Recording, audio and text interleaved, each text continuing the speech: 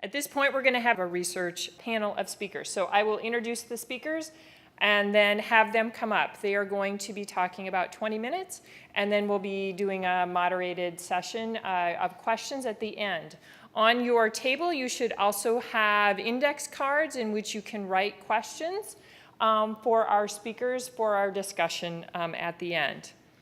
So when precision health was initially conceived, it was from the beginning much broader than genetics. And while we've talked a lot about genetics today, there is more to it. So in the spirit of that, we have invited 3 different panelists to speak on other aspects of precision health, which may or may not include genetics. So our first speaker is Dr. Michael Dorsch, who is an assistant professor in the College of Pharmacy and studies patient and provider-centered clinical decision support using health information technology in cardiovascular disease. He is currently the principal investigator of 2 NIH grants that have developed patient-centered clinical decision support tools. One is a mobile application that uses location-aware services on the phone to provide patients just-in-time interventions for their heart failure. The other is a mobile application to support the self-monitoring and self-management of chronic disease. Dr. Dorsch? Great. So I'm going to be talking a little bit about patient-centered clinical decision support. And when the topic was brought to me, it sort of said like app development and how apps can fit into things. And so the reason I'm terming it patient-centered clinical decision support is all this growing, we have millions of apps out there for healthcare. When I say apps, it could be a website, it could be a mobile app on your phone, it could be a Facebook app. I consider all those things patient-centered clinical decision support. So that's where I come from a patient-centered clinical decision support standpoint. You can't have a precision health talk without the glacier analogy, right? When I Googled the glacier analogy, there's like every single science has a picture with the glacier analogy and what they, how they use it. But just for this one, humor me, this is the patient, okay? So the whole patient, we know some things about that patient when we see them in clinic, but there are a bunch of things we don't know about patients, right? And so those could be things that we talked about earlier today, genomics, or genetics, other omics like metabolomics. We don't necessarily always know those things about patients. Their social background, sometimes they give us information, sometimes they don't. And sometimes the information they give us may not be the most forthcoming. Psychological information, physical information, and environment, the environment they live in, and their lifestyle. All these things we don't know for the most part, and if we do have it, we only have pieces of that information. And so from a patient-centered standpoint, how do we actually collect this data? And when I say collect the data, it could be you're collecting the data to provide an intervention back to a patient, collect the data to know where they are or what they're doing, to then ask them some questions or get more detailed information about something. And so really what I'm going to be talking about is how do we collect this data? I'm going to go through examples of using smartphones for some of this, and then talk about an example that we used in our research, but really if people are interested in this area, how you could apply that potentially to your research. So if we think about smartphones and what they have to offer, smartphones have dramatically changed the way we live our lives in general, but sometimes in ways that we don't even really understand. If you think about cameras, like how many people actually have a camera unless you're taking really professional photos, right? Nobody has a camera unless you're a professional photographer anymore. The displays that we have on our phones are way better than displays we ever had before. They're 4K displays on your phone. Wireless communications like GPS, GLaNOS, which is the Russian version of GPS. So yes, Russia is in your phone, and they're in our elections. There's other wireless communication like LTE, Bluetooth, Wi-Fi, near-field communication. Bluetooth and near-field communication, we're really on the cusp of understanding how to even use that in some of our interventions. There's a thing called iBeacons where you can have a beacon in various locations, and when people walk close to that, it can actually trigger a notification on their phone. We have fingerprint sensors, facial recognition. You can think of a whole bunch of things that you could do with that information. Gyroscopes, accelerometers, right? So how fast is the phone moving? You can think about, is the phone upright, right? Is somebody looking at their phone? Is the phone on? And the phone is upright. All these things are really, really important. And not only that, but we nowadays have a supercomputer in our pocket, right? I mean, I can remember when I was in high school, or in college, I upgraded my my hard drive of my computer that I had at school from 800 megabytes to a 5.7 gigabyte hard drive. And I was like super excited to have 5.7 gigabytes on my desktop computer in college. Now we have computers in our pocket. Mine has like 64 gigabytes of space in my pocket, right? So it's kind of insane. And the Cray supercomputer, Cray 2 supercomputer, which was the fastest computer in the world in 1985, has the equivalent processing speed of the iPhone 4S, right? And so who has an iPhone 4S in their pocket right now? Hopefully no one. Oh, you're killing me. Someone has an iPhone 4S in their pocket. Oh. But even then, so the processing power is really there. And there's a lot of sensors in our devices that we don't even know about that you can use in research and potentially help patients. So smartphone use, the biggest criticism I get when I talk about smartphone use is that no one has a smartphone, right? But that is totally wrong. So in the US, this is data from Pew Research. In the US, it's about 77%. That data is actually newer, just came out to 81% in the United States. But just to give you a sense around the world, smartphones are pretty pervasive in communities around the world, even in places you wouldn't think they would be very high. And so, you know, smartphones are out there, everyone's using them, it's only gonna go up. And what do people use their smartphones for? So this is another Pew Research study. The number one thing people use their smartphones for is to get health information, right, in the survey. So it's ripe for health research and potentially providing some sort of precision intervention to patients. There is some disparities, I will admit. When I present this slide, I always have to present this side of it, is that there's some disparities in relation to age and other ethnicity and employment and things like that, and education. So there is a problem there that we have to get over. So doing interventions in various places, you have to kind of worry about that. So patient-centered clinical decision support's the big thing. I heard somebody mention it earlier, right? It's like the 5 rights. You want to get the right information to the right patient at the right time and get them the right intervention.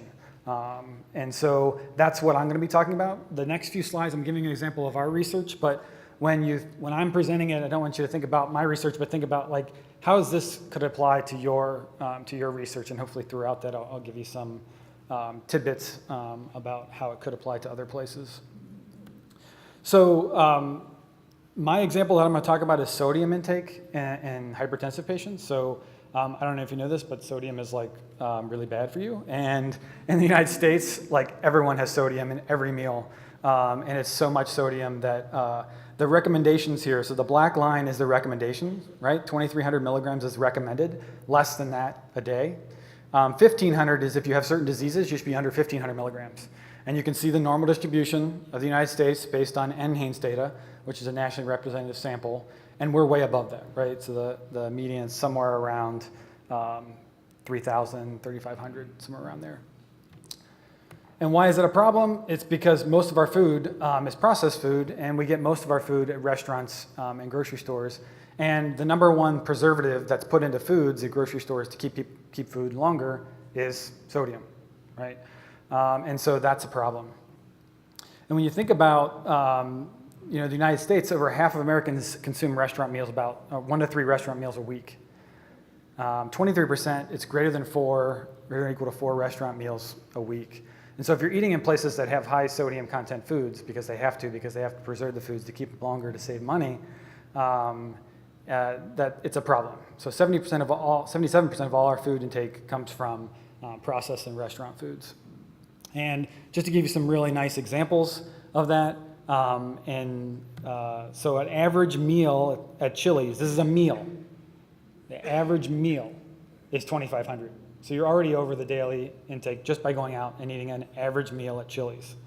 Burger King, you would think it would actually be a little bit higher, right? Fast food, but it's actually better because Usually the portion sizes are a little bit smaller. Usually you get a fry and a burger at something like Burger King, whereas Chili's you get this big, huge plate of stuff, right?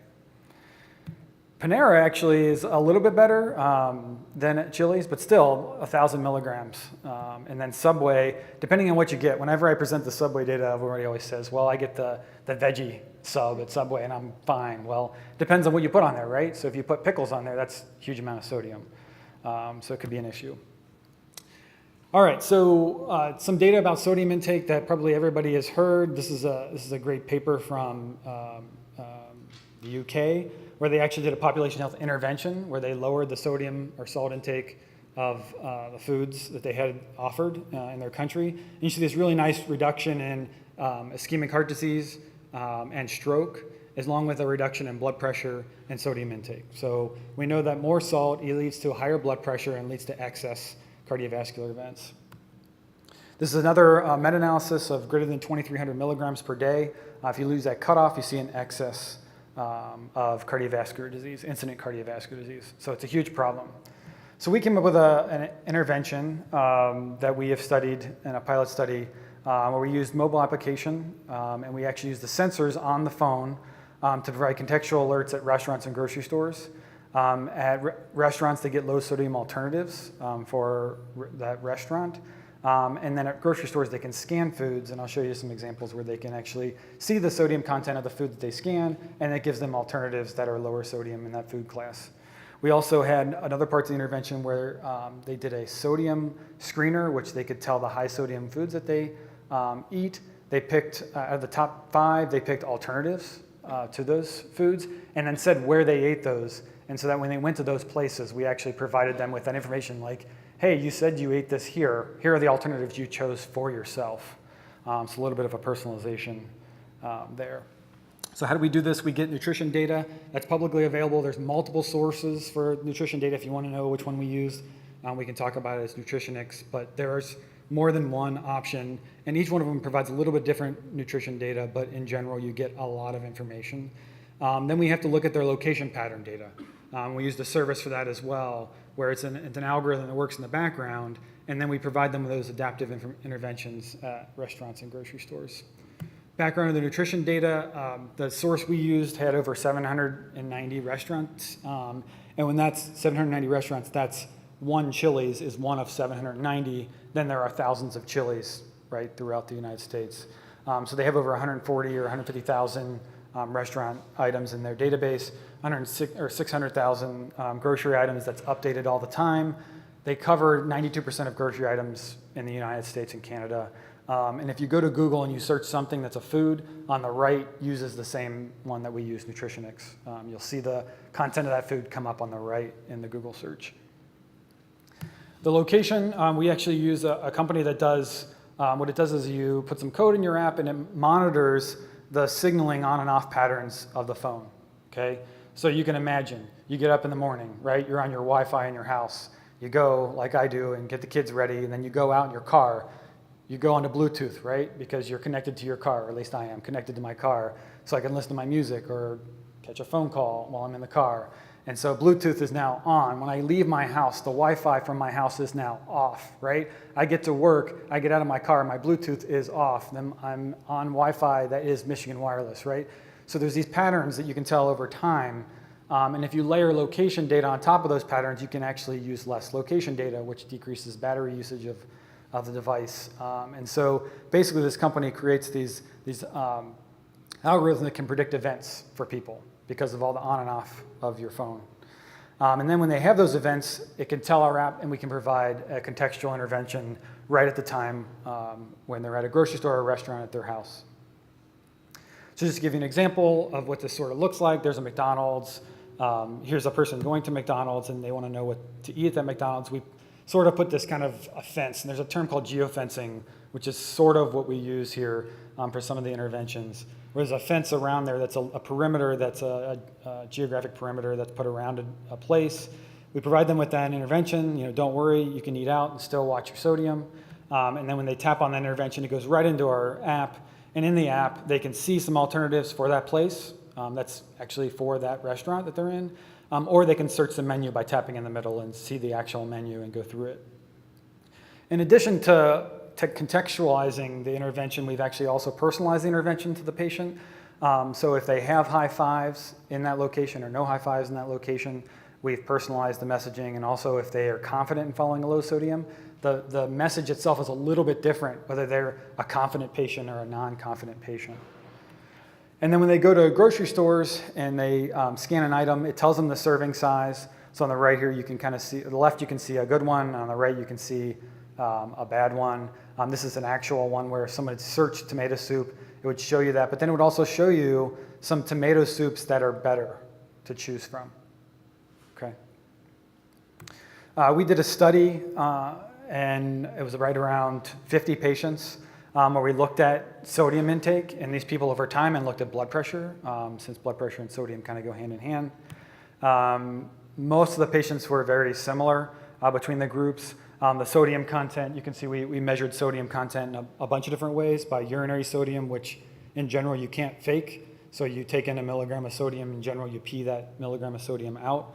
And then some sodium questionnaires, so food frequency questionnaire and a 24-hour dietary recall.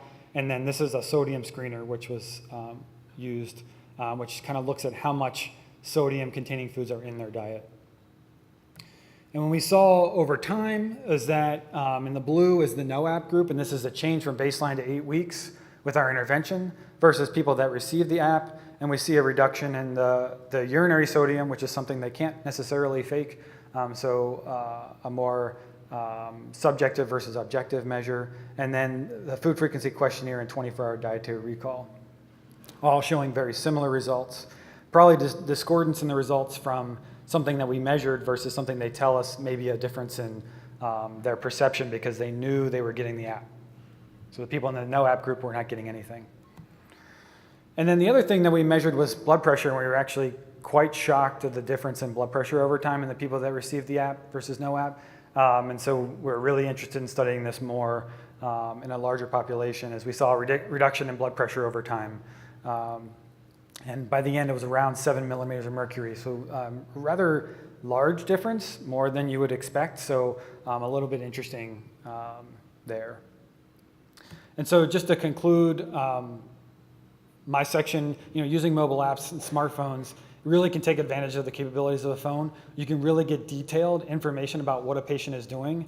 When you start thinking about smoking cessation and other things where you really want to know where somebody's at to provide them with some contextual intervention. To get more precise in that intervention, you can do that. Our application was beneficial, at least in the initial study, and we need to do a larger study to kind of look at it more broadly. Thanks.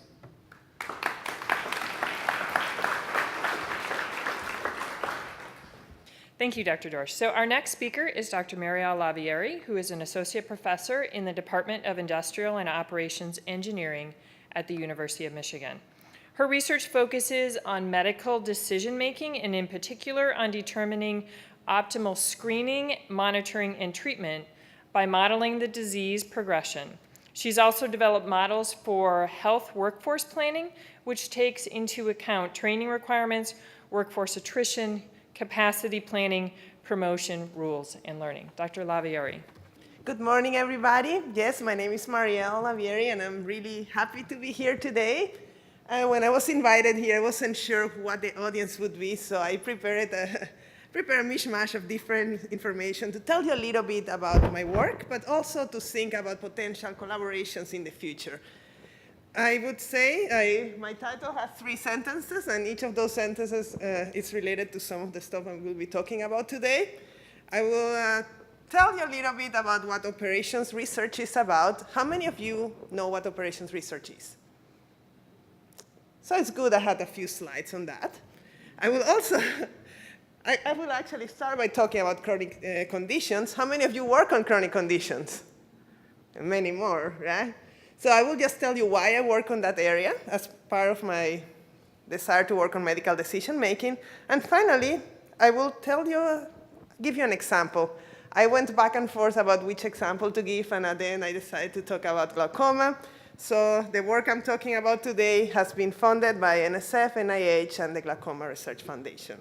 And it's not work just done by myself, but in a team, and you will see a picture of the team later. So that's the plan. Chronic illnesses, I just have 2 slides to tell you why I work on it. And that's not the only reason I work on it, but it's one reason. It's from one side, it's diseases that persist for a long period of time.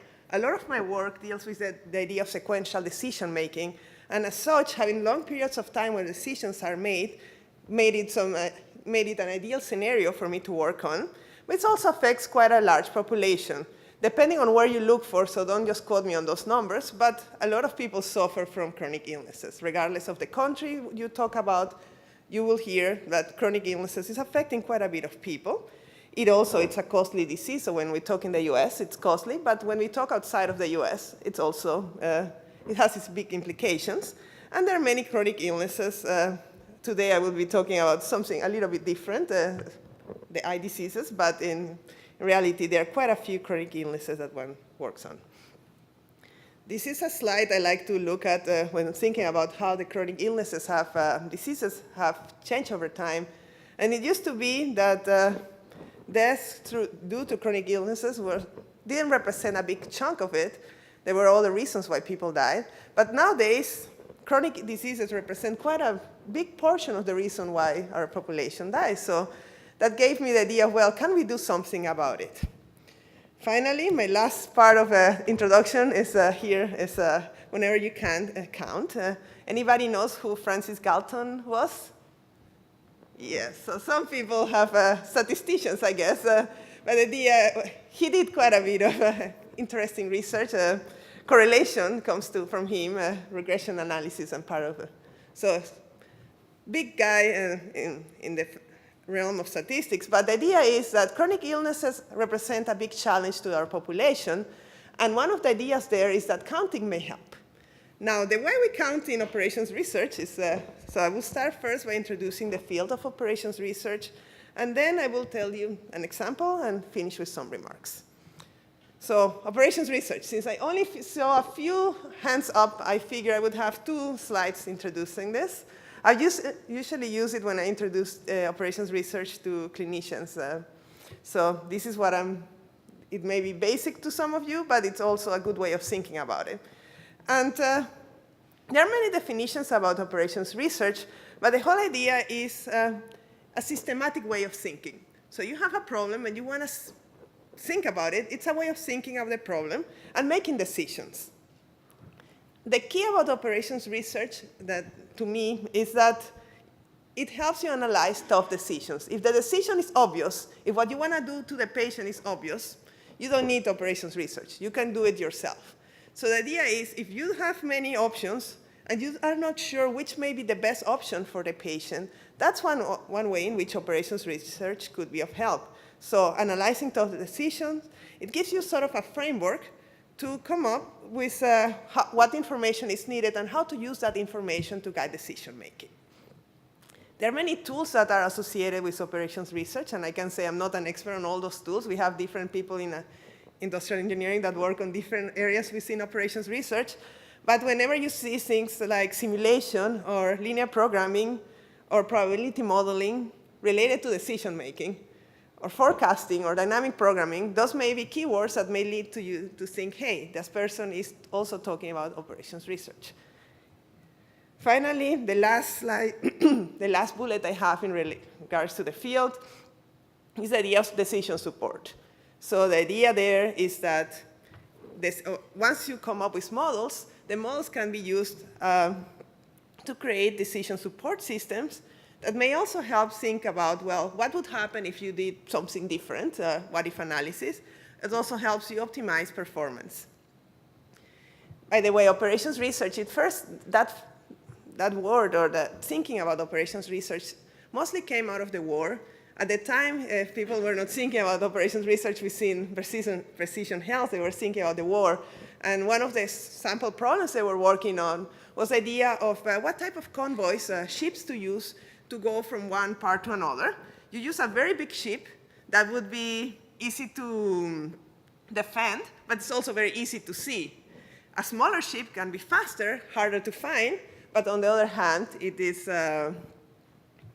Once, if you found it, it wouldn't be able to defend itself. So that's one example of a problem where decision-making, it was not obvious what decision to make. And so using operations research was of help. So that's it for operations research. Now let me tell you a little bit about chronic disease management.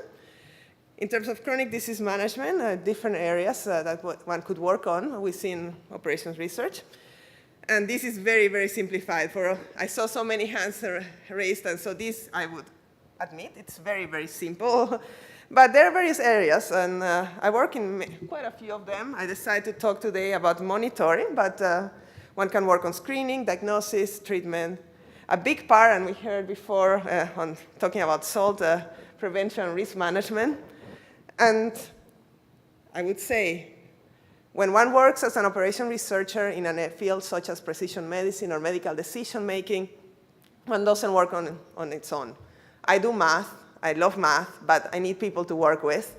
And in fact, the work I will be presenting today, and this is an old picture of the team, so people have changed, but our three collaborators that always we work together, Professor Van Ooyen, Dr. Stein, and myself have worked, and then we have biostatisticians, we have students, medical residents that have worked on some of this work.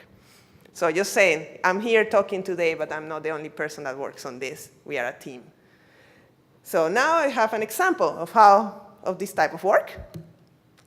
And this is a set of old slides, but hopefully it helps give an idea. I like using this slide because it was given to us by our clinical collaborator, and it sets the tone. It says, 4 million Americans never saw it coming, glaucoma, no pain, no symptoms. And I would say, when I see this, it's a little melodramatic. It's like, oh yes, it's not exactly 4 million that we have, and yes, not everybody goes like that, but it makes a point. Many people in the US suffer from glaucoma, and the thing that's about it's that various types, but some of the types progress quite slowly. So you may not realize you have lost vision until the vision is lost. And so the idea there is, well, what can we do about it? What decisions can we help make? In terms of glaucoma, it's an optic neuropathy. As an engineer, I didn't know what the optic neuropathy was, so now I know it's actually affecting the optic nerve. You lose vision over time, and it's, I used to have this that said it's irreversible. Now we know that it may or may not be irreversible. There may be ways that one may be able to reverse it. New research in the field seems to think so, but it is hard to reverse, I would say. And over time, it can lead to blindness. We have an example here of our engineering side of things. So how someone would see, I guess now it's summer, so we would have the water fountain there, but how someone would see with having glaucoma. So you see you're losing vision over time. And the idea is that there are multiple ways one can test for vision. It goes so slowly that you may not realize that you're losing vision until it may be too late. So one way is taking the pressure. Other ways, maybe taking a visual field. And that provides quite a bit of information to the doctors. Now, clinicians know a lot about the biology of the patient, but imagine getting tons of those pages and trying to make decisions based on information such as this one, which later on could potentially be linked also to genetic information, right? So you have a lot of data, and you have to make decisions. The decision I'm going to be talking about today is, when should these types of tests be taken? How often should the patient be checking the pressure and the visual field? Now, the reason that decision is important is that knowing how the disease is progressing may impact the type of treatments you give to your patients. And so there are different ways that the patient could be treated. We have done also research on that field, but today I'm only talking about when to test. Now, when talking to the clinical collaborator, this was one of the first things that we heard. Was, well, this is what I would like to have. I would like to have a model that could be integrated into practice. That means if my model takes 3 years to solve, that's exaggeration, but if it takes 2 days to solve, it's unlikely it will actually be used. It has to be quick in assimilating information. It has to incorporate new information also, so it has to be dynamic. And it has to be able to be tailored. Now we are talking about precision medicine, that's the highest level of tailoring, but even being able to account for information such as the age of the patient or how important it is to be able to detect disease progression, it was, I guess, a first step on that. And the key there was not to miss progression. Now that was translated into engineering world, but can we estimate the probability of progression? and who should be checking for glaucoma. Now, I do not have any math today, so I have just a few slides describing how we do it. The idea is that we have noisy information, that is, tests that are being gathered. It's noisy because, for example, the pressure in your eye, just like the pressure, your blood pressure, it can be affected by many things. If you just went to Panera and you had one of those salty meals, that may affect your pressure. Well, in our case, if you're very worried about the test whether it's a morning or at night, different information will affect your pressure. And how you take the other tests, if you start thinking about lunch, that could also impact when you click, and so impacts the test. So it's noisy. That information is input into our models, which is used to then estimate what's the true state, what's the true blood pressure, what's the true, I guess in this case, vision of the patient. It's also used to forecast what may happen into the future to the patient, which is then used to make decisions. When should we see the patient again? Now, this is the other set of slides that we tend to use when we present this work, which shows sort of what's behind the math of what we do. So the idea there is that we have some way of understanding what the patient can see. We may not be able to see exactly, so it's an estimate, which is why I have a ball there instead of a single point. We are also have ways of forecasting what may happen into the future.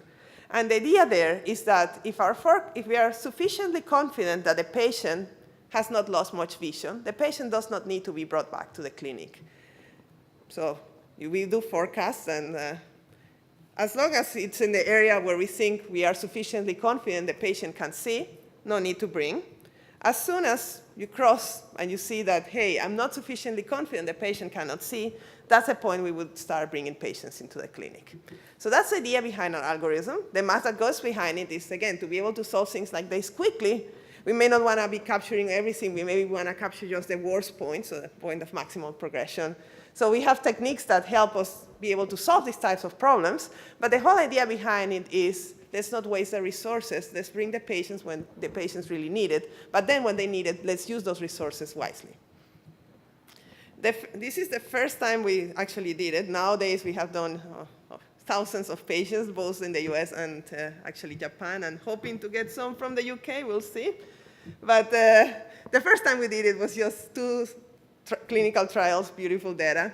Now we are working with much larger data sets and not nearly as beautiful as what we did. But the idea was, how would this work? So here's an example of the types of outputs our algorithms would bring. So the idea there, on the x-axis, you have time. Y-axis, you have measures that are taken from a patient. And the idea there is that you don't need to take measures every single time that you could potentially bring the patient back to the clinic. You may have a period of time, like at the beginning, where you brought the patient, you saw that the patient was OK. You could wait 2 years to bring the patient again. Then you see that the patient lost some vision. And at that point, you may decide, well, let's bring the patient a little more frequently. The vision stabilized, then we can wait a little bit longer. So it's the idea of personalizing when the patient can come to the clinic, should come to the clinic based on the patient's information.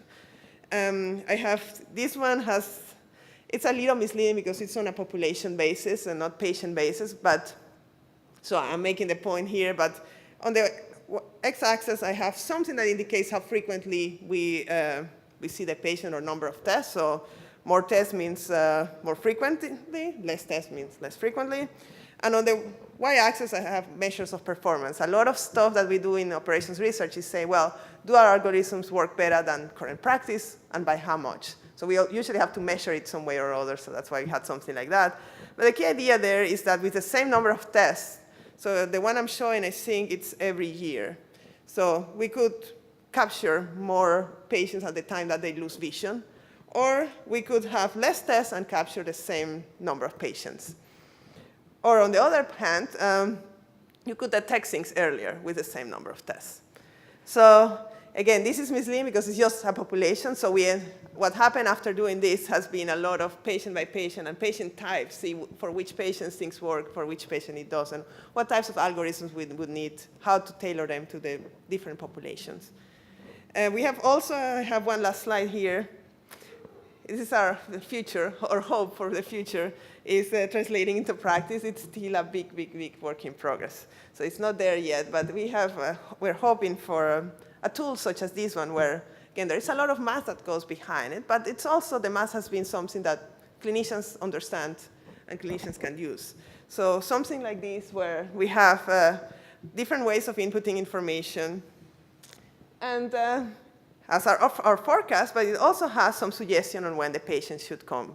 So still a work in progress, but that's sort of where we see this type of work going.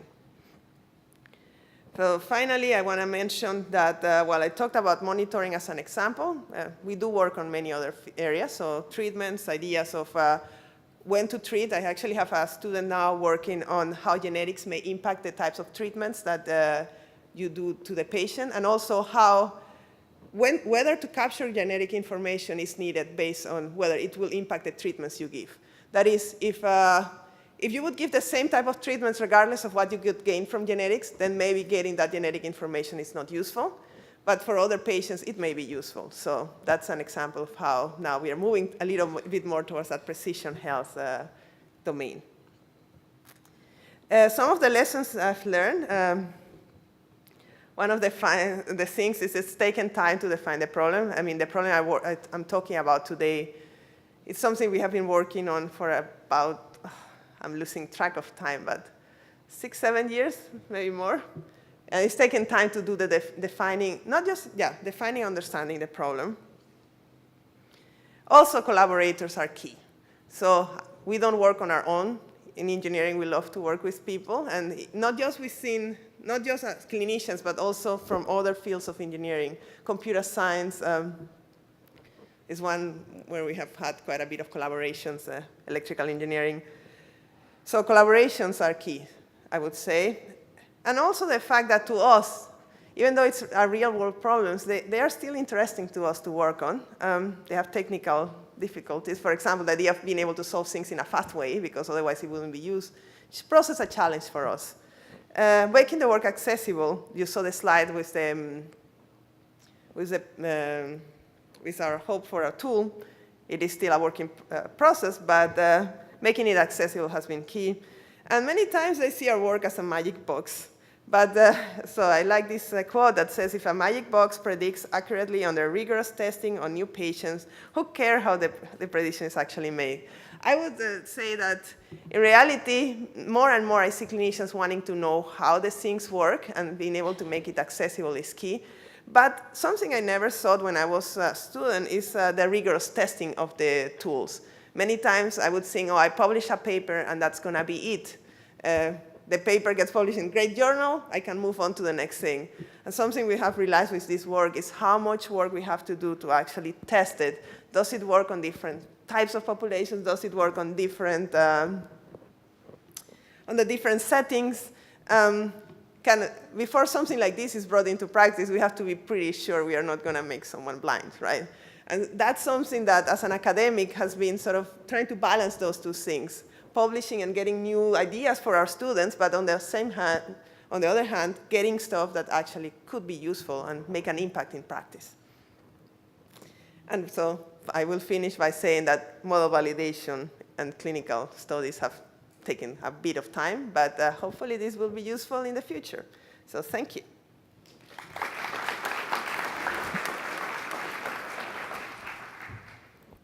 Thank you, Dr. Lavieri. That was very interesting.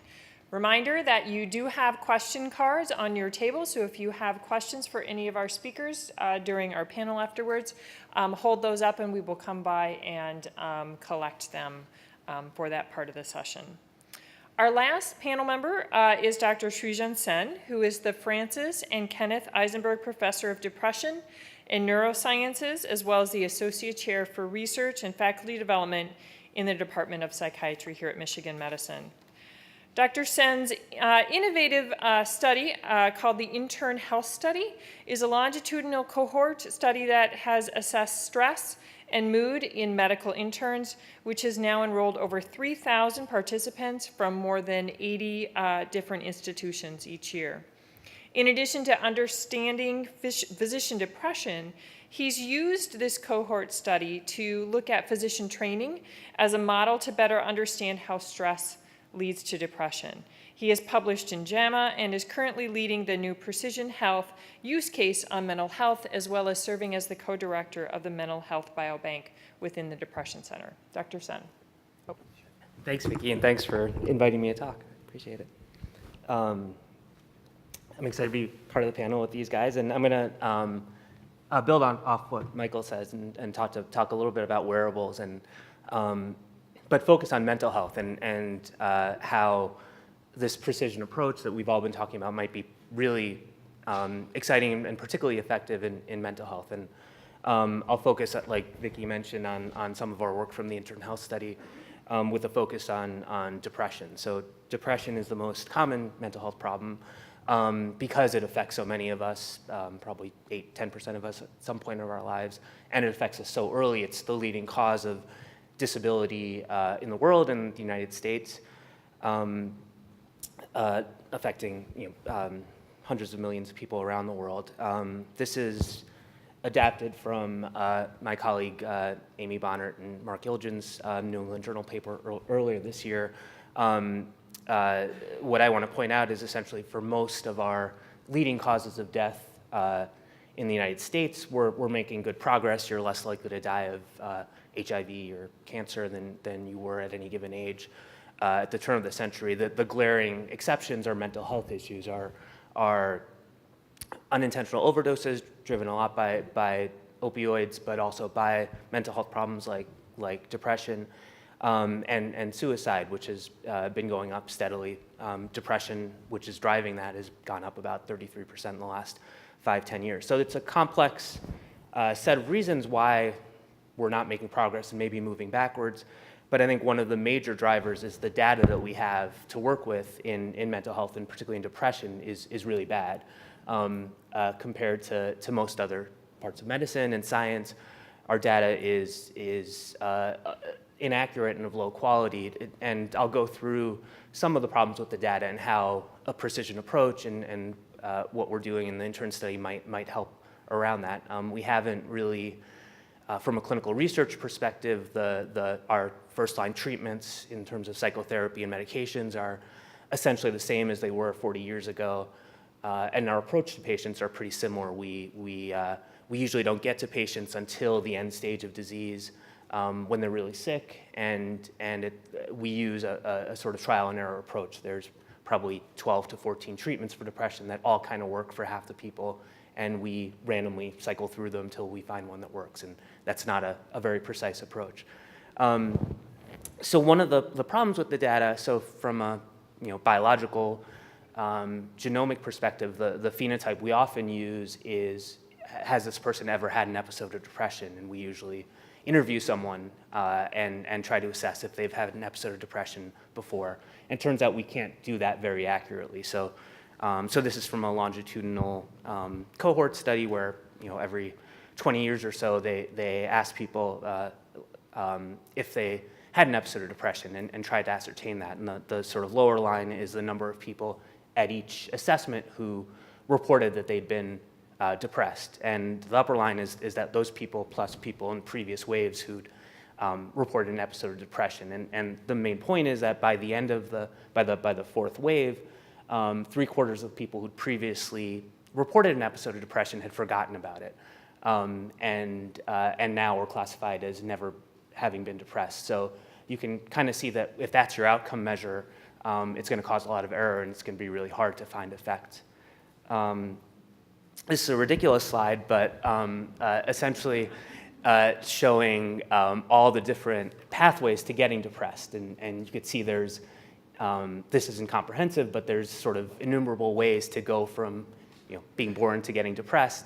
And as a phenotype, we kind of use it as one outcome. But depression, getting depressed, if you didn't get tenure last week, is probably different than getting depressed after having a heart attack when you're 70. But we kind of use it as the same thing. Whereas depression probably is more like a phenotype like pain or fever, that there's lots of different pathways, and the different pathways have different biology and different treatments. You'll see sort of in the bottom right sort of a final common pathway to depression is often through stress in the last year. And that's an important precipitating factor, but it's tough to study stress because we usually don't know when it's going to happen beforehand. So we're only studying it retrospectively. But that's sort of what we try to build on in our study, focusing on a specific stress that we can predict, and that's physician training. So this is the first year out of medical school when people are professional doctors, internship. And there's been a lot written about sort of the stressors of this year. You're working 80, 100-hour weeks and with inconsistent and poor sleep, and the first time you're really making life and death decisions, dealing with patients. There's really powerful memoirs and recollections of the stress of the year. I'm particularly partial to this one that Rahel wrote in JAMA last year. She's a med student here at Michigan who just graduated and will be starting her psychiatry residency, and about her own depression during training. But there's almost every week in our leading journals there's another piece like this. So we started studying it more systematically about 13 years ago, using this internship as a stress model where we can follow people. So we first assess people around this time of year, April, May, when they finish medical school and are excited about this internship phase, don't quite know what they're in for, and then follow them through July 1st when they start their stress and go through a year of rigorous training and stress. So we've collected we're sometime in the next week or two, we'll collect our 20,000th intern, about 2,000 each year now, that we follow with genomics and wearables, both here at Michigan and around the country. When we assess them now in April and May, about 3-4% of them meet criteria for depression, which is about the same as the general population. By September, about 25% of them will be depressed. People cycle in and out of depression. It's an episodic disease, and about half of them have an episode of depression at some point during the year.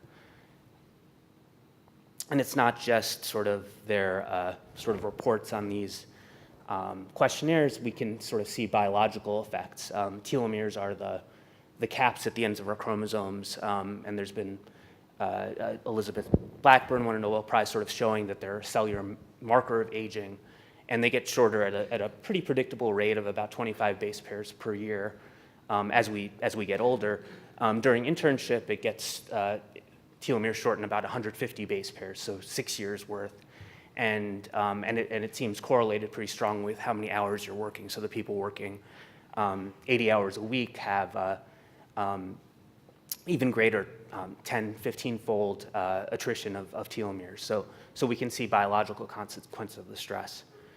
We found a lot of factors both at baseline and during the year that correlate with the rate of depression and to some extent the telomere attrition. With the factors we measure before internship, we can predict about half the variance in who's going to get depressed. Each one has a hopefully interesting story, but I'll just take you through one, building off of a little bit of what Gonzalo talked about with genomics. The genomics of depression sort of has had lag behind most other complex disorders up until a couple years ago, where really huge sample sizes into the millions.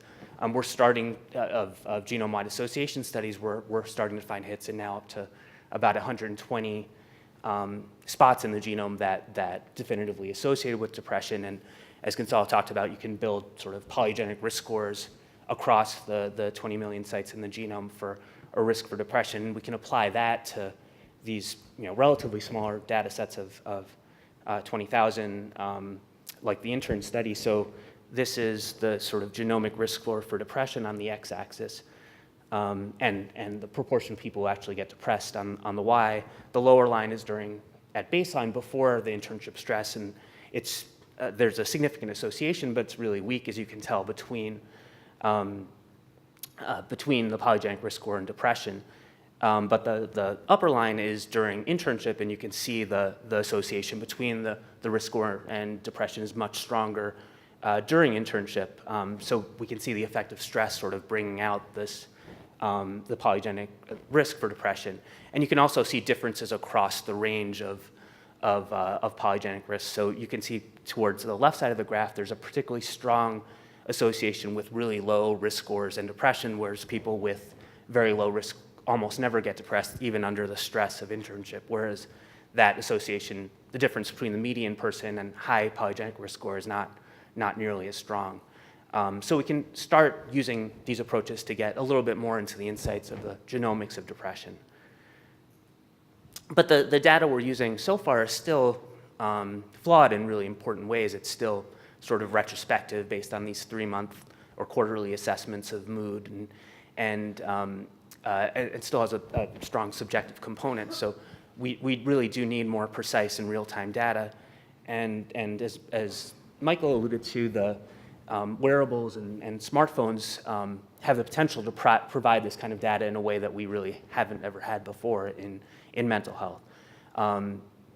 Apparently 82% of us have smartphones, and that's going up, and we use them all the time, interact with our phones thousands of times a day, and they really capture important information that's relevant to mental health about sleep and activity and all the locations we're going to and who we're interacting with. And that's really exciting sort of potential data for us. So this is a new field, and we're just starting, but there's already been a bunch of studies, and this is a meta-analysis showing some phone and wearable information that's been associated with mood and depression. So you can see things like activity and even when your phone is on, when you're using the phone, that associate with depression. But most of these studies have been relatively small, a few dozen people, and almost all cross-sectional. So we've been trying to use this sort of intern model to build on that and build larger sample sizes and longitudinal. So we've built an app that pulls in people's mood on a daily basis and some information along with having all 2,000 subjects each year wear Fitbits to get heart rate and activity, sleep, and other measures. So I'll just go through a few of our early findings. Probably the most obvious and interesting are the associations with sleep. We see these two lines are sleep and mood as people start internship and go through the year, and we see a really strong relationship between sleep and mood.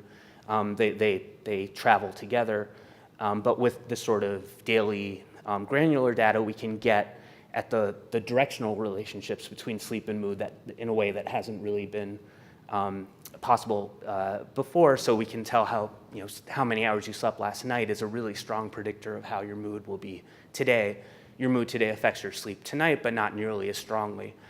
Working with Danny Forger and others, we've been doing a lot with circadian work and rhythms, and we see this is sort of a clock, and the blue bars you can see the light blue is when people wake up before internship, so before the stress starts, and this is sort of their natural time for waking up. And you see there's wide variation. Some people, like me, probably naturally wake up at 9:30 or 10, and other people are naturally waking up at 6:30, 7. Everyone kind of has to wake up around 5:30 once internship starts, and that's a ruder awakening for my kind of people than people who are naturally waking up. And we see that's there's variation in that, and that's a predictor of depression.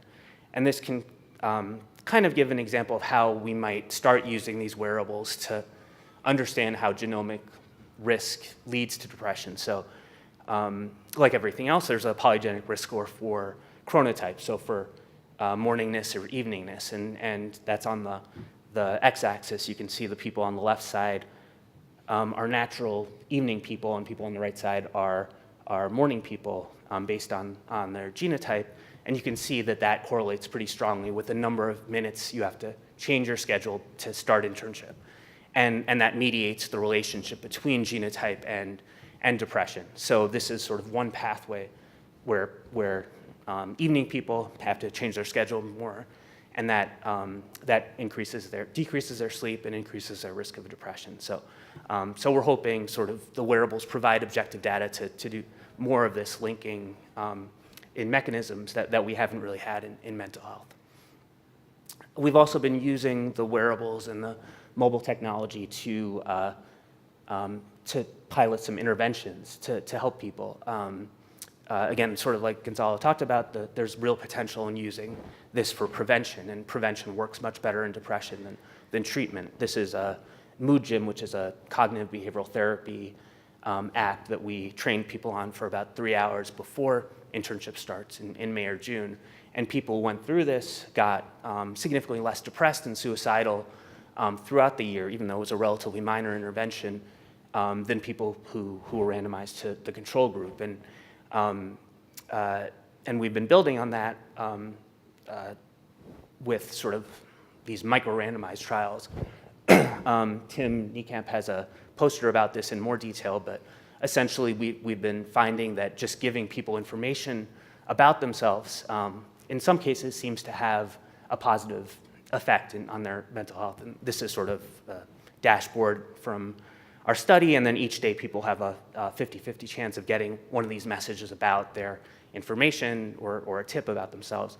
And we find that the effects of these really, really brief feedback interventions is dependent on the state that people are in. So just taking sleep as an example, you might get a message about, over the last 2 weeks, you averaged 5.5 hours of sleep. The average person averages 7.5.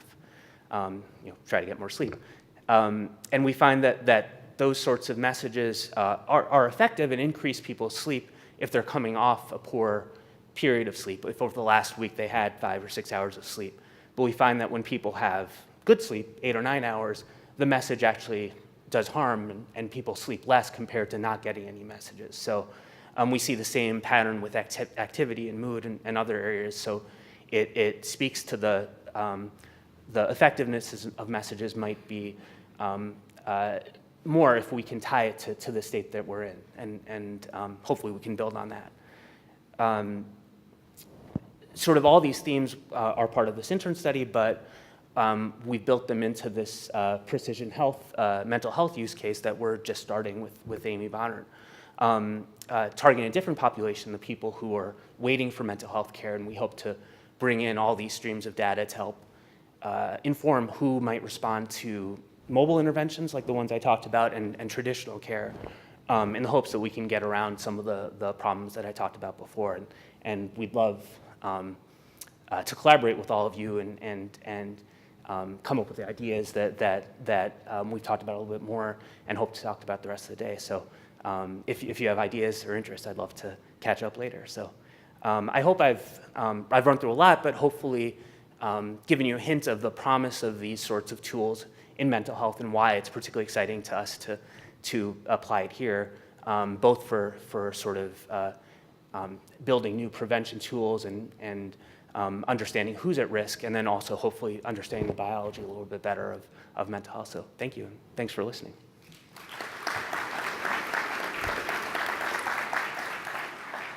Thank you all very much. That was wonderful talks. If you have questions, please hold them up. Someone will come and collect them and bring them up to me. But in the absence of not having cards in my hand, I'm going to start off with a really, I think, a hard question. At what point do we begin implementing some of these and go from that cycle of research and publishing to actually impacting the care of patients and our overall public health? Yeah, I think we're at a point where we really can start implementing and start having effects on blood pressure and things. But I think we have to do it in such a way that we're studying simultaneously. And I think there's a natural hype cycle for all this stuff, and to make sure that we're figuring out what truly works and what affects people in people's health, and probably 90% of the stuff we're trying won't, so that we can keep the stuff that works and discard the stuff that doesn't. Yeah, and I can say our team has started working towards implementation, but it takes time and a lot of effort to go from the concept to the actual usage. So yeah, a slow process, but worth doing. Yeah, I mean, I think finding so some of the things that were talked about, finding a market that can provide because these things aren't free and cheap, right? So making an app is a big undertaking and lots of money. And so keeping it going and keeping people using it. And so it's all get into the FDA approval realm too when you start thinking about some of these apps and trying to use them in large scale so that everybody's using them. And so there's a lot of things there to talk about. So this kind of leads in, I think, to the next question that we have from the audience is kind of around the apps. Srijan, you have an app with yours as well, and Mike, you do. So who should be maintaining these apps once we've kind of created them? There seems to be a countless number of health-related apps out there. But is it really efficient for us to be creating them and maintaining them, or should we be partnering with industry? I personally think we need to be the ones doing the research and getting them, and then industry's got to kind of take over at some point because the University of Michigan doesn't produce apps and release them and keep them going. So it's either a spin-off company or selling them to other folks to get them going. Now, the question on who should be regulating them, or if that's what I understand from that question, I mean, the FDA has some significant guidance on, where you cross the barrier of FDA approval and things like that for some of these other algorithms, right, or apps that takes a little bit more stringent approach. And I want to make a shout to the Tech Transfer Office, who has been quite helpful. We are still in the baby stages of the work, but it's nice to have that support. Keep it there, sir. I'm Yeah, organizing. I agree with you guys, and I think it will take real collaboration between University of Michigan, places like us, and industry. I think that the rigor that we can bring to it is critical and somewhat lacking in the current ecosystem of apps, but there's no way we can invest in making things as slick and user-friendly and up-to-date as industry can. So hopefully we can find ways to work together. So I'm going to ask some panelists specific questions. The first are for Dr. Dorsch. So how many restaurants are willing to share nutrient breakdown for their meals, specifically for gourmet fine dining places that don't really list all the ingredients for most of their dishes? Yeah, so the place that we use, Nutritionix, is, like I said, around 800 restaurants that most restaurants that are a major chain restaurant shares all of their nutrition information. It's online. You can go to their website and download the PDF that has all of that in there. So that's not the problem. The problem is when you go to the Chop House or you go to some local dining place, we don't have any of that data. So you're kind of flying by the seat of your pants a little bit there. And then a follow-up to that is your app relies heavily on geofencing technology, which has received substantial negative attention in the past due to privacy concerns. How do you overcome the privacy concerns as you see the future of your app unfolding? Well, it's a big question, right? Especially with Facebook knowing everything about every person in maybe the world, or not in the world, but a lot of people. Amazon knowing everything about our purchasing habits, and so it's a big question and a big problem. Luckily, in our situation, it's 50 people that we've consented that knew they were getting that, and so a future iteration is a big deal, right? If you're giving this out and releasing it to people, there has to be some sort of knowledgeable consent process that people can go through, where it's not like I think the current realm of Facebook or Google or those sorts of things, where you sign up and you don't really know, there isn't really a transparent transaction where that they're sharing all of your data with anyone who wants it without them telling you. And so there's got to be some transparency. I think for us, what we did in our study is that people knew they were authenticating with a third party, and that third party was going to have access to this data. The way it worked in our app is that the third party didn't know who the patient was and didn't even know. They had a unique ID for the person, but they did not know who that person was. And so I think that's a good way of separating it, where there's a unique ID that's passed to a third party, but they can't get a whole lot of information about the patient. Now, if you look at large predictions and you see that the patient's in one location for 10 to 12 hours a day, you know that's their home, right? So you could know who that person is ultimately. But I think transparency is a big part of it. Thank you. Dr. Lavieri, assuming that glaucoma risk score model passes clinical study and is adopted, what method or methods or technology would be used for clinical decision support? And does your research collect this? So, sorry. So how would you implement it? So if your risk score, if you do additional clinical trials and it ends actually being adopted, would it be kind of integrated into EPIC, or how would you envision using it in clinical practice? Yeah, we have talked about it so much because and right now our pilot that I showed had two options, right? One where you could read data, but it's not reading out of EPIC, it's reading out of a fake database. And, or one where you can input information. Ideally, I think for long-term usage, it would be great if it could be integrated into something like EPIC. Otherwise, it's going to be very unlikely someone would just type those numbers in and get results. Now, we do, just like in our pilot, we keep a lot of, try to avoid keeping more information that's really needed for our risk scores. So that's something that just patient confidentiality, so that's something else that. And then a follow-up question to that, do you consider diabetes and other comorbidities to make decisions about testing in your research? Have you broadened beyond glaucoma? Yeah, I mean, I do work on other areas outside of glaucoma, and we are even thinking of other eye diseases where diabetes does play a role. The example I brought today was just glaucoma, but yes, I actually do work on some of those other diseases. And then Dr. Sen, the elephant in the room.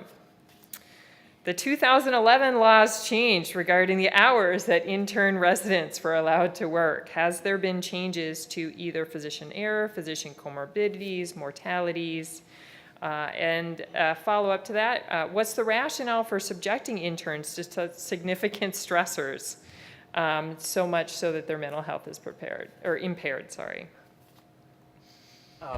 So the first one, so in 2011 they changed, the ACGME changed the rules so that the maximum shift length changed from 30 hours to 16 hours. And we, just by the nature of the study, we had data from the same programs and the same hospitals before and after that. So we found that with that change, there wasn't people slept 5.5 minutes more, so not a major change. Their mood didn't change very much at all, but the rate of medical errors went up about 20%, mostly because of more handoffs, and most hospital systems didn't invest in more staff or more doctors or anything. They just expected each person to do see more patients in the same amount of time. So partially due to that work and other things that they took away, that change that was put in 2011 is now off the books and we're back to the old system. So so we need more, we need better solutions. The second part I didn't quite understand. Let me look at it again. I think you potentially answered this, Okay. but what's the rationale for subjecting medical interns to such significant stressors that it affects their mental health? I don't think there's anyone sort of back there who's intentionally There's an no evil puppet genius. master that's like. At least as far as I know. I think this is a system that's just evolved over the last 150 years, and now it's so dispersed that it's hard to make changes. But there is sort of movement to. I think we find that just restricting hours probably isn't the solution. We have to change the nature of work and actually reduce the work, increase support for childcare and things like that, and improve the electronic health record thing. So there'll be complex changes that will take time, which is nice for research because we'll have a model for the next few years. But hopefully in 10 years we'll be in a better place. So a question for all the panelists: what proportion of the study populations are non-responsive to wearable feedback? And how can we reach out to them for effective interventions?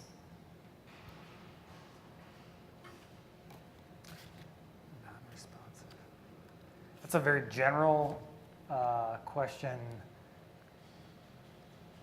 I don't know if I have any good answer for percent of patients that are non-responders to mobile interventions. I think the key is some of the things you saw from the mobile interventions is that they need to be contextual to be effective. They need to be personalized as much as possible, somewhat adaptive to people and where they are, what they're doing.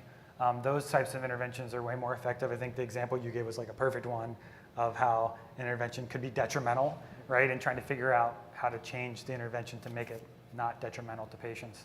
So I think those are probably the big takeaways, is trying to figure out what works for a patient. You know, there's some really advanced modeling, reinforcement learning, and things like that that are going on, micro-randomization to figure out if you micro-randomize certain messages, then letting the ones that win kind of keep going for that patient specifically. So there's a whole bunch of things that can be done to kind of weave through, make things more personalized.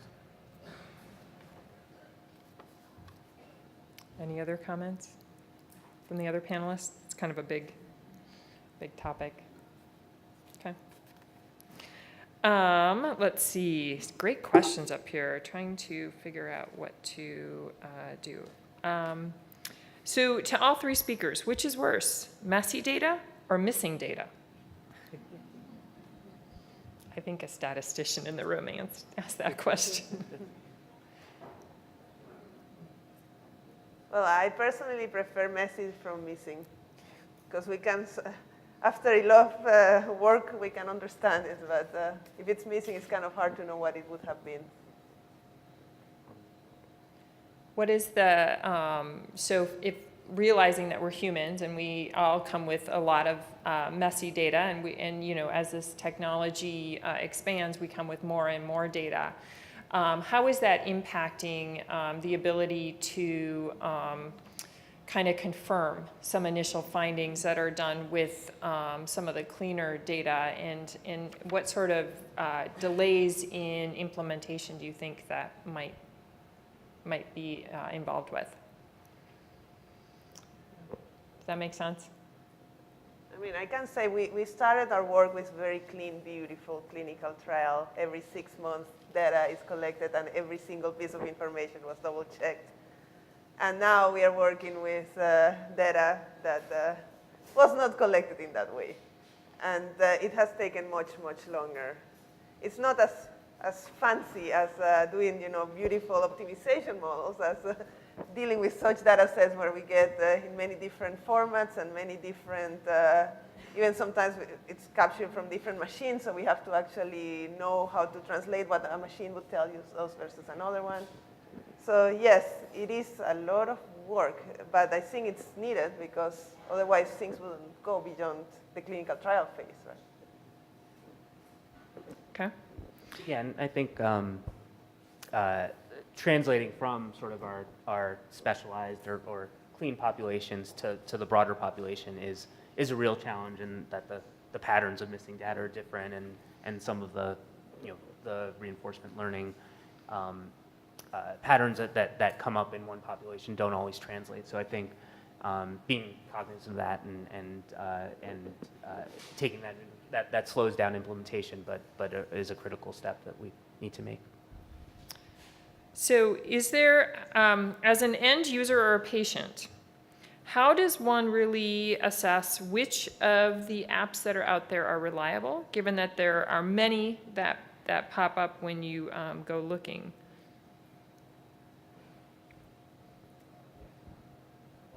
I hope the block M is one way that people can say is reliable. I don't know if there's any good way. I know that there's some places that are trying to aggregate apps and then provide some sort of review or things like that for the apps. Going to either app store and going to the reviews is not helpful probably at all, at least in my experience of being an app user myself.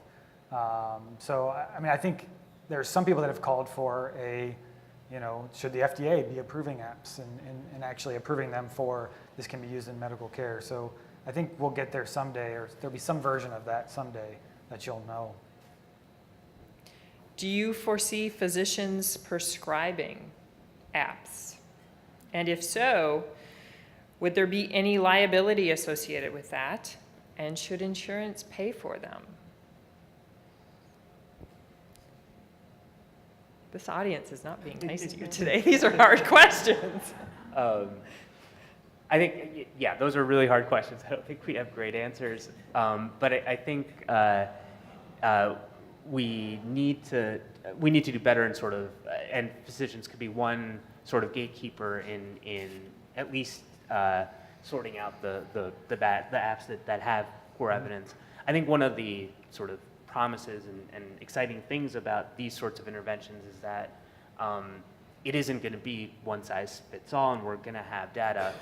So I think getting away from the mindset that this is the app for hypertension or for glaucoma or depression, and getting into more of sort of a apothecary of lots of apps that have some evidence, but that this, once you're coming off, when you're in a certain situation and a certain person, that this sort of mindfulness 2-minute meditation is going to work for you right now, but if you're in a different situation, that this prompt to go take a walk would work better. So being open to that sort of more complex but potentially more effective approach than sort of a one-size-fits-all, I think will be hopefully where we get to.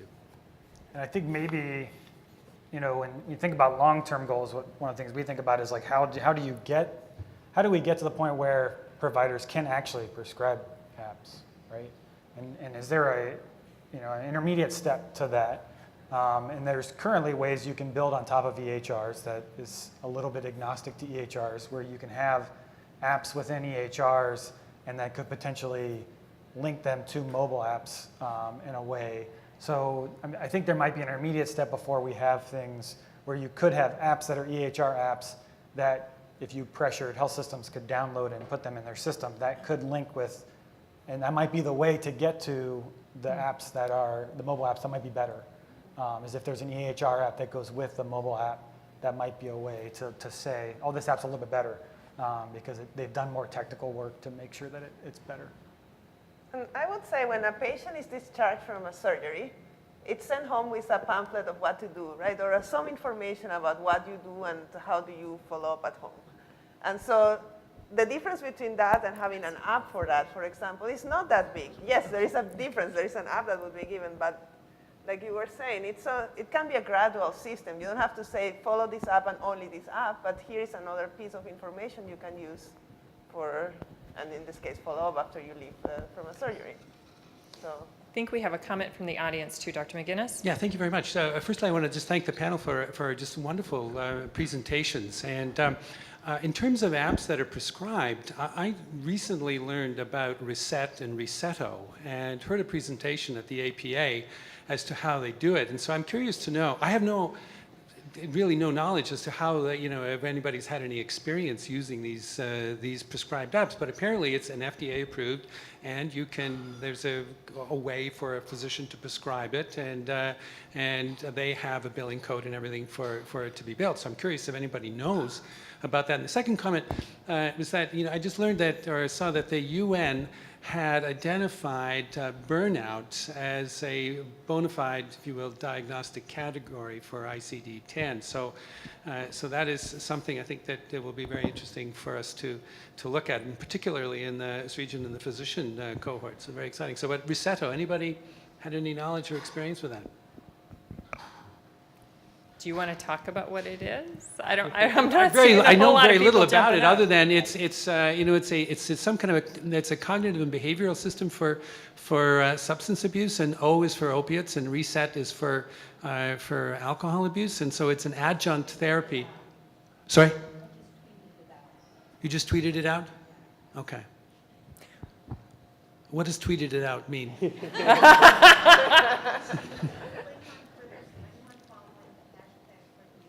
Okay, thank you. Okay, so I didn't realize you were tweeting out for this meeting. But So everybody has that information. So as I understand it, it's a system for, it's an adjunct therapy for managing substance abuse. And so it's a 90-day adjunctive treatment for therapeutic, assistance for helping the individual who is going through a substance abuse program to use this online or this app-based cognitive and behavioral system, and they have two, one for alcohol and one for opiates. So that's essentially all I know, other than the fact that the FDA has approved it, and it can be prescribed, and you get the app, and then the equivalent of the digital pharmacy, if you will, sends you this code that you put in, and it activates your prescription for the 90 days. So that's the limit. So I know of no one that has used it. I know of no one that has prescribed it.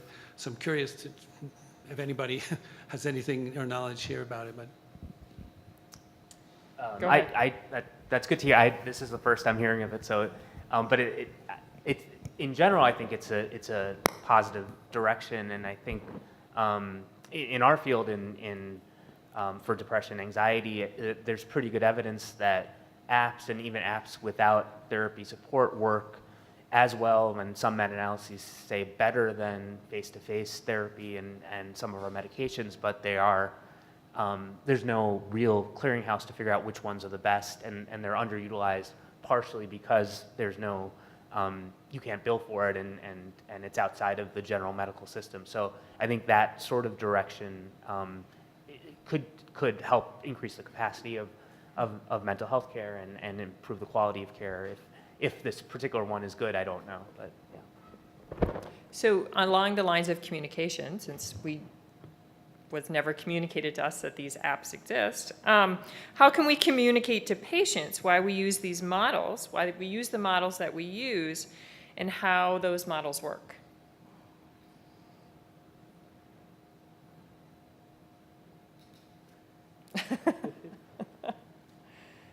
So how do you communicate to patients that these are models that we could potentially use, or why we're potentially changing care? So kind of without going into in-depth with the science. So especially if you're changing the way that there's follow-up for specific chronic diseases based on this research. So I think a big part is, like you noticed today, I didn't show any math, right? So I think it's just showing that there's a potential of having better care if you want to follow, but given the option of keeping current practice if patients want to follow current protocols. So given the option, and because the math will only give you one answer, but there may be other reasons why the patient may need other follow-ups that may not be in the math that we are providing. So giving it as an option, I think it's easier until it becomes mainstream. I think giving as an option rather than the only way of doing things could be a way of communicating things.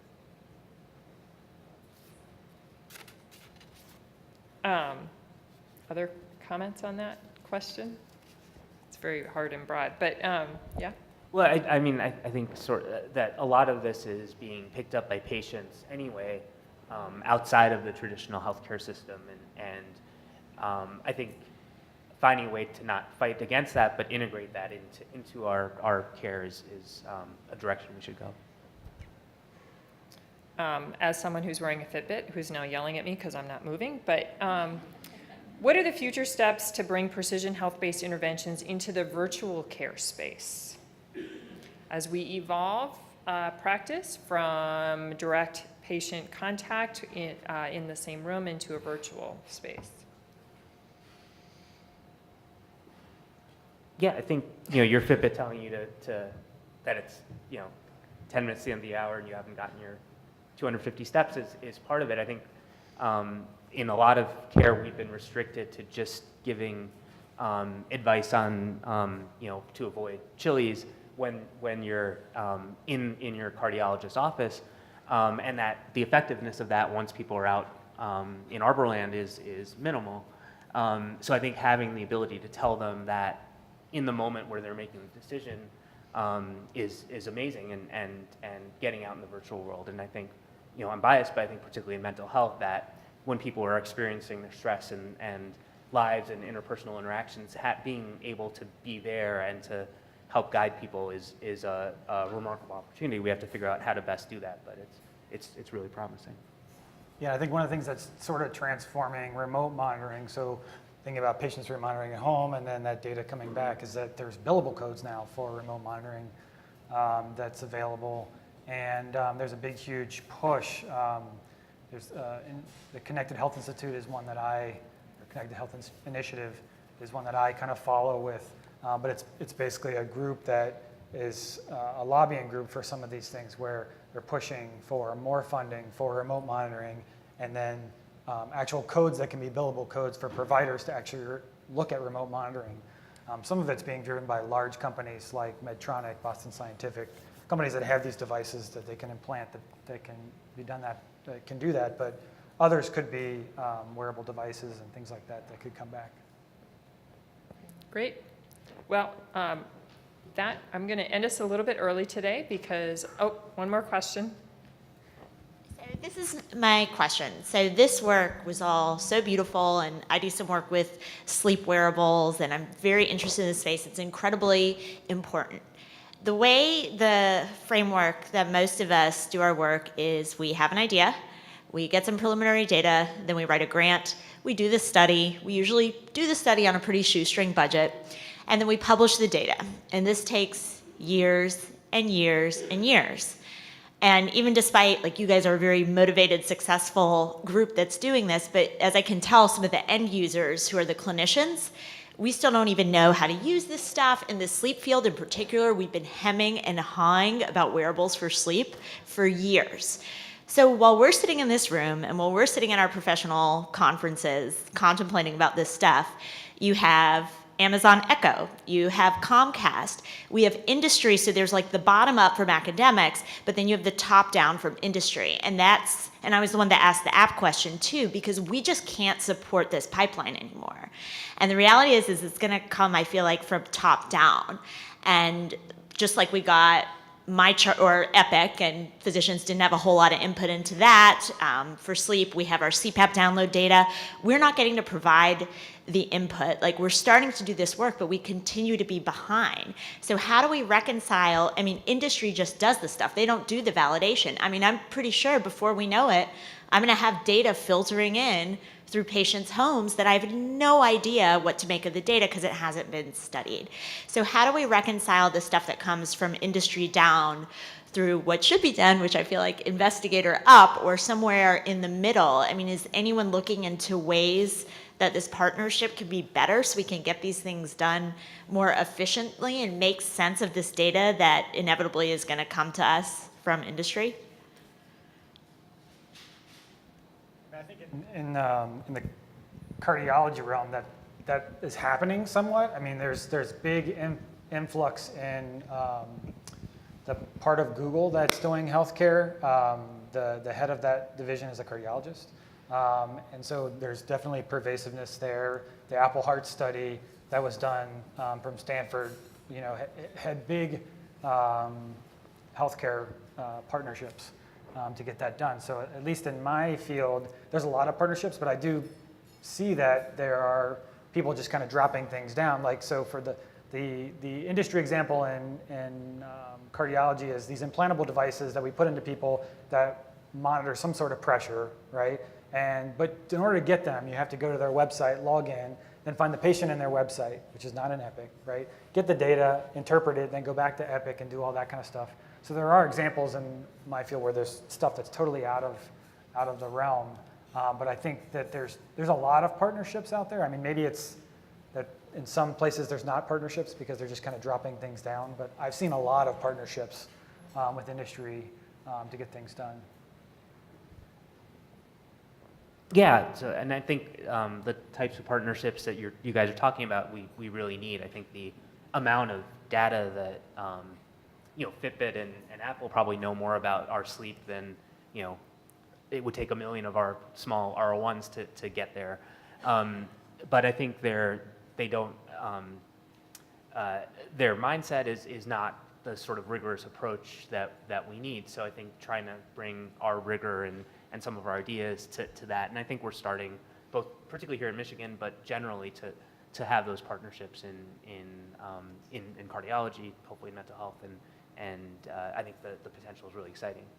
And I think too, I'll point to the large partnership or that Precision Health has with Apple and the study that they're doing with the Apple Watch. And I think, both of those groups came together for a reason, because they needed each other to get the study done.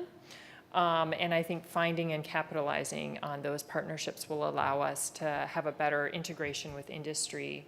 And I think too, the shout out to the business engagement group here and tech transfer, and helping our faculty not only license their technology and their intellectual property that they develop, but also helping to find collaborative partners within industry to continue some of this research. But I think what you bring up is a very big problem. And on one of the slides that Srijan had was by Tom Insel, who used to be the director of the National Institute of Mental Health, who left because of those exact frustrations, in that academia moves very slowly, and what we accomplish in years, industry accomplishes in minutes. And he has gone on to start his own company. He went to Alphabet and then left Alphabet and started Mindstrong, but which is I don't know. A couple weeks ago, he left. Oh, did he leave? Industry, and now he's working for the state of California. So Oh, he's in the, okay. industry has its own issues. Okay, so yeah, he moves very fast. Yes. But I think it speaks to the fact that a lot of things are changing right now. So with that, I am going to thank our panelists once again for your wonderful presentations.